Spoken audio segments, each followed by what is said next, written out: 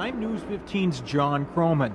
Matching a skeleton in the desert to Kimberly Nilson was the job of anthropologist Laura Fugiliti. When I arrived at the scene, the skull and the pelvis were readily visible.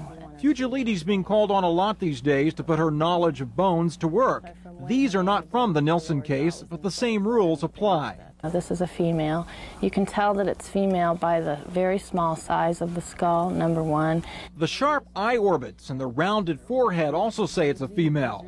She can tell it's an adult because the cracks on the top of the head, the sutures, have grown together. The purpose of the suture during a child's life is to allow growth of the head. From the shape of the pelvic bone, she can tell someone's sex. In the thigh bone, she can see how tall they were and their ethnic race.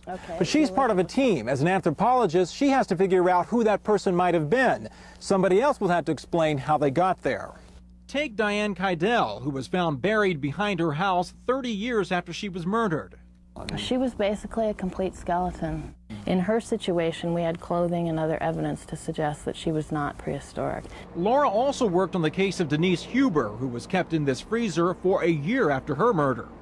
Basically took the pieces and put them back together, and then we were able to look at the skull and come to some decisions about what had happened. And when two bodies were pulled from a Phoenix sewer, Laura had to verify they matched the Greer children. The things that surprise me endlessly are the ways that people hurt each other. Your intellectual side takes over, and you see things from the perspective of, I've got to do the best I can on this because somebody's counting on me. With photographer Karen Kelly, John Croman, News 15.